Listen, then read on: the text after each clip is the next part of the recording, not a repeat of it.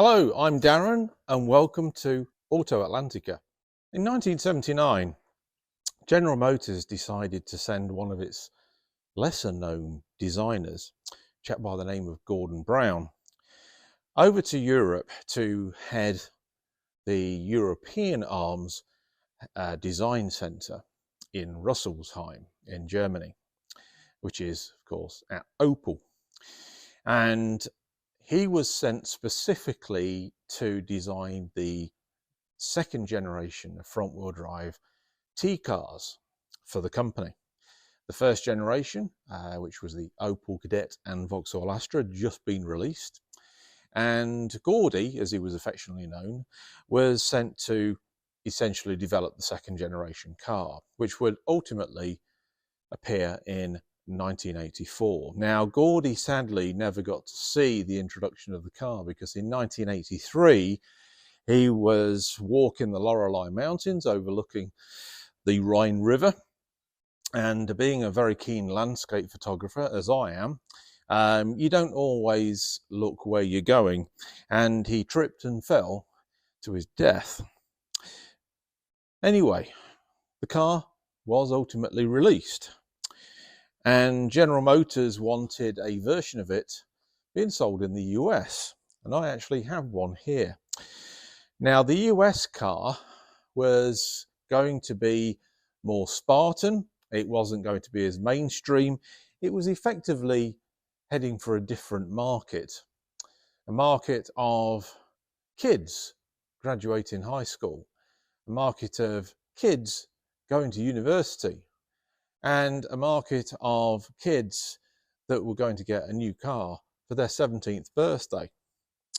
And that's where the Pontiac LeMans came in, because that's the niche that it filled. And indeed, this car started at the princely sum, I believe it was $5,995 when it debuted in 1987.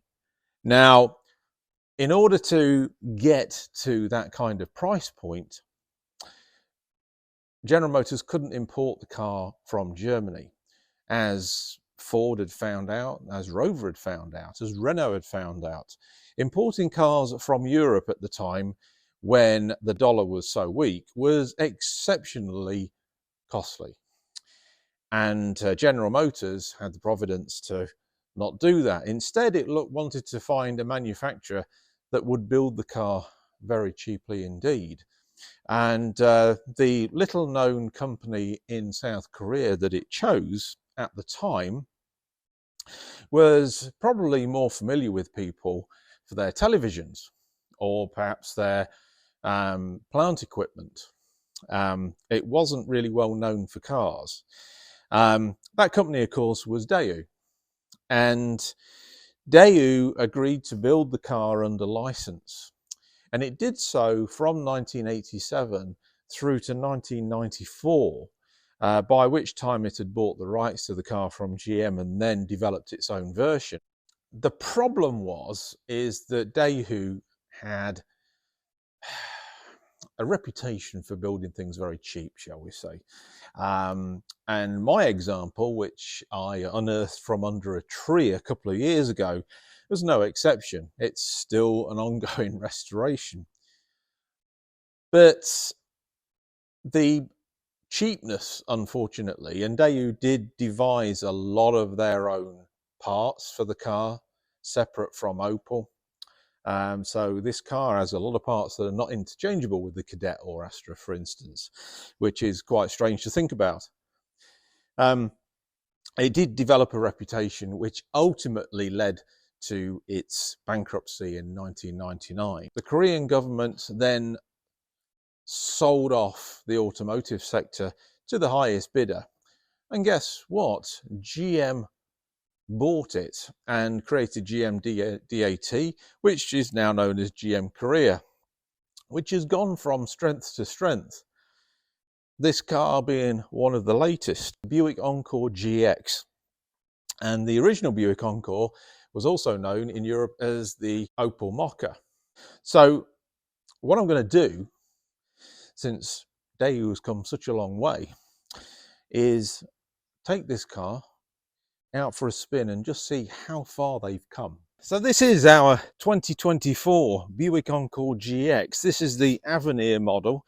It's the top model. There's 3 trims in the range altogether, and these solely use inline 3-cylinder engines, which I'll talk about in a minute. It's pretty much the same size as the old car. It's essentially a B segment crossover. Really up the ante in terms of the quality, the fit and finish, and the power that you get with these cars as standard. This is my wife's demo. It's the smallest demo she gets. Normally she gets sort of like jukeboxes with a Cadillac badge on. This is actually quite an interesting car. The main reason I wanted to feature it on Auto Atlantica is because had GM not have divested an Opel, this would have been the new Mokka in Europe.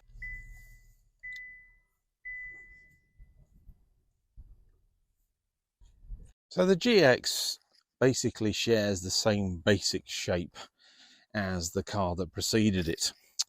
However, the biggest changes are the ludicrous grille, which you'll find on a lot of Toyotas and Lexus cars these days, and most other things. It does give this car a much bigger presence, and all of the Buick models are heading in this direction in terms of this styling feature, flanked by this rather large chrome surround with the higher mounted running lights, with the headlights mounted halfway down, which is quite a thing these days. It does have a number of options on the car, but as kitted out, this one is $37,000. It's available as a front wheel drive and all wheel drive. Almost tripped there, I'm sorry. That was a good start. And being an Avenir, like all other Avenir models in Buick's range, it loses the incandescent bulbs. This very, very nice smoked LED setup at the rear. Although it does retain incandescent bulbs for the reversing lights. Let's take a look inside. This is where the biggest changes have been made. We have this brand new 21-inch flat screen display. This is now appearing on all GM's products in North America. Basically started on the Cadillac Lyriq, their EV, which has a 33-inch screen, and the Escalade IQ, which is the electric Escalade, as something like a 50 or 60-inch display. This is 21, which is more than enough for this car. It's basically 2 screens. You've got like an 8-inch screen here, which gives you your driver's information, and then there's an 11-inch, I believe it is, in the middle there, which connects to your Apple CarPlay. Yes, I know GM are moving away from Apple CarPlay, but this car has it. It's got these leatherette seats. Now, we've been running this car for 3,800 miles, and it's starting to get a little dirty, a little worn already, which is why I do not like cream seats in any kind of fabric. Overall, it's a very, very pleasant place to be. This is completely loaded with things like parking sensors and blind spot detection, and it has the mirrors all the way around, which gives you a 3D view. It has a panoramic sunroof, and in the back it is quite equally as commodious, really. You get more than enough space for somebody as portly as me to sit in the back here, and my wife and I really just use it to transport our dogs around. And we have a special cradle that goes in the back for them so they don't completely mess it up. It has LEDs all round, and obviously air conditioning as standard, heated seats as standard as well. So this car does come with a very, very high specification. Right, so this particular GX does have the optional perimeter cameras on it, like I said, and these cameras really are excellent. So it gives you a crystal clear vision and field of view here. This particular camera is located near the bumper, and there is the image of the car as from above, which is created by those perimeter cameras. And it's quite something to find this in a car of this size. You might question why you would need one in a car of this size, but well, Ohio. But anyway, let's put that back there. Now, the other camera is basically for this mirror here, so you can change it between a regular rear view mirror and you can activate the other camera, so it just gives you a bit more of a closer view as to what's behind you. The dashboard is beautifully laid out, as a lot of newer Buicks are. It's very clear, it's very functional. I love the piano black with these backlit white buttons. That's been very, very commonplace now for a number of years on Buicks.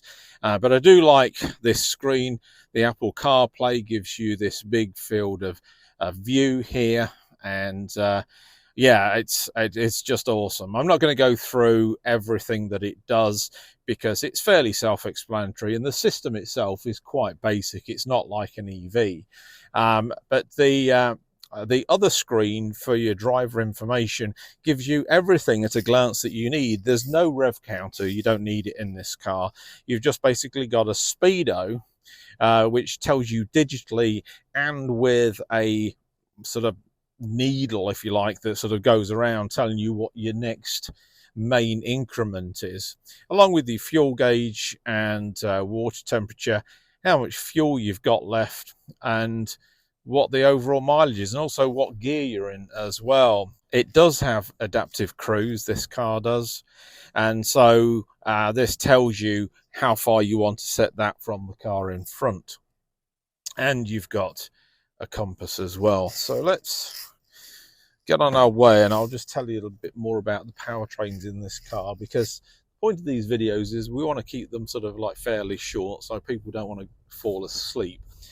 And that gives you enough time to basically get to see what's what with these cars, see if it's something that's right for you.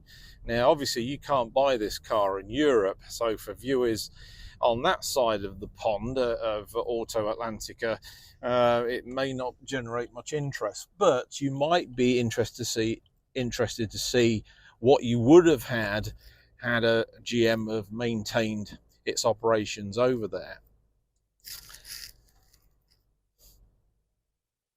So the old Encore used the old 1.4 turbocharged engine, which was renowned for blowing those turbos, and that was also used in Europe. This car has a choice of two inline 3-cylinder motors. The first one is a 1.2, which develops about 137 horsepower and 162 pound-feet of torque. That car is pretty peppy. The second one is a 1.3 litre, which offers 157 horsepower, about 174 pound-feet of torque. So quite a bit more horsepower, almost as much as my Fiat 500 at Bath. But not that much more torque, really. But it's quick enough to really propel this little car off the mark. And with the CVT gearbox, which is standard in this car, if you go for the all-wheel drive car, it comes with a 6-speed automatic. But this has got the CVT gearbox, and it's actually pretty smooth, and the engine itself is very quiet. You could almost be mistaken for being in an EV with this car. So to sum up, this is a pretty impressive little car, actually. This particular version isn't cheap, but it is loaded. And I think that if you are a young couple, or if you are single and have a dog, for instance, this could be right up your alley. I'd personally go for the all-wheel drive one, given where we live and the kind of winters we have here. But the roads are normally kept fairly good, so I think with a front-wheel drive one, you'd get away with that quite satisfactorily. But Yeah, I've been quite taken with this car actually. I just think it's really interesting. The 3-cylinder motor really gives you a nice sound, a nice grunt. It's almost reminiscent of my 5-cylinder Volvo. It's just got a certain tune to it that you enjoy listening to.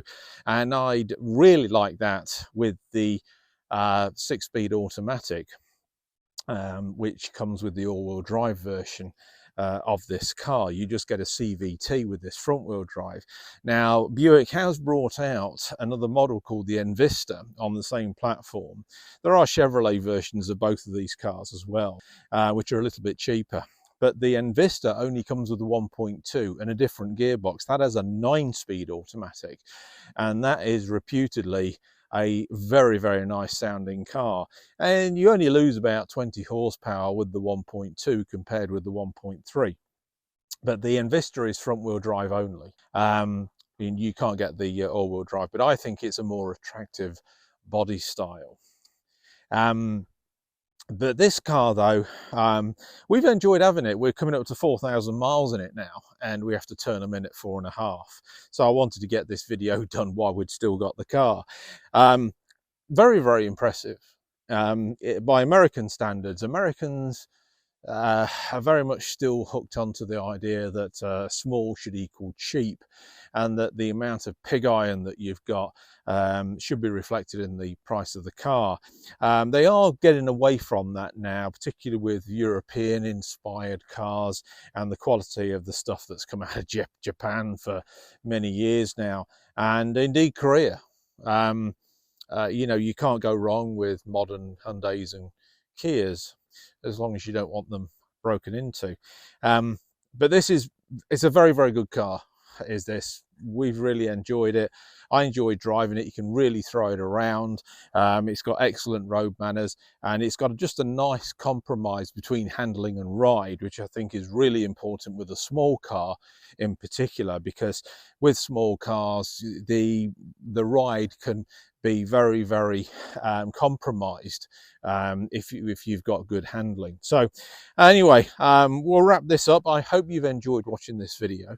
I'm Darren, and this is Auto Atlantica.